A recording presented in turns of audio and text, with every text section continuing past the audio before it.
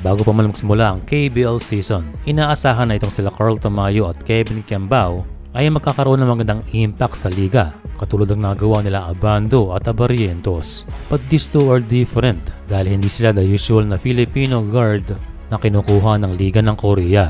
Pareho silang forward at may bonus pang guard skills, kaya sulit ang kanilang pirma.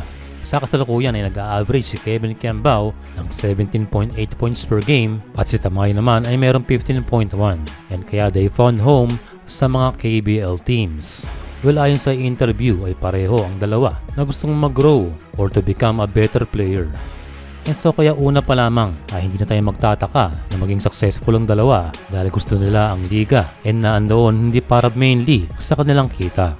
Pagdating naman sa laruan, ayon kay KQ, ay napakabilis ang phase ng laro sa KBL o ang transition ng opensa at depensa ay mabilis, pero ang maganda raw dito ay detalyado. Ayon naman kay Tamayo na dating naglaro sa B-League ay mas nagagamit ang foreign players sa KBL. Mas madaling maging familiar dahil kakaunti ang team at nakafocus sa depensa.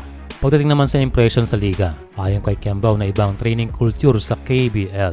Nung siya'y nasa Pilipinas, pakiramdam niya na siya ang pinakamasipag na mag-ensayo. Pero nung siya ay mag-train sa team, ay nakita niya na lahat ay nasa level ng kanyang kasipagan sa pagpapractice. Sagot naman ni Carl, siya ay na-impress sa pagiging marespeto sa matatanda sa Korea. Well, na-witness po natin yan personally at hindi lang sa K-drama nakikita ang bagay na yan. Pero ang magic question ay kung magkakaroon ng pagkakataon na magpatuloy pa ang kanilang karir sa KBL ay nagkakaisa ang kanilang sagot.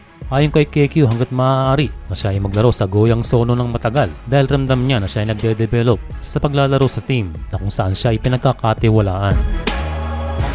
Gustong-gusto naman ni Tamayo ang team ng LG. Mula mga players hanggang sa coaching staff ay okay na okay sa kanya. Kaya siya rin ay umaasa na matagal pa na maglaro sa LG Sakers o sa KBL. So we can say na fit itong si Tamayo at Kiambao and gayon din ng ibang Pilipino sa KBL. Sa kanilang performance ngayong season ay hindi na tayo magtataka na sadyang magtatagal ang dalawa dahil either way ay okay na okay. Pero yun lang talaga ay maiisip natin na mukhang matagal pa bago mag-PBA ang dalawa at depende na rin sa Korea. Sadyang ilaalagaan ang dalawang player na ito na nagbibigay ng excitement sa liga. And sa ngayon, sinasabing si Carl Tamayo ay isang leading MVP candidate. Well, it makes sense na katulad ni Ethan Albano na naging MVP ay magtatagal sa kanilang team. Kataga nagsisimula pa lamang ang kanilang karir, lalo na si Kevin Kiambao. Kumbaga still a very good start to play ng professional. At inamin din ni Tamayo na noong bata pa lamang siya, probably sa UP, ay gusto na siyang kuhanin ng team ng LG Sakers.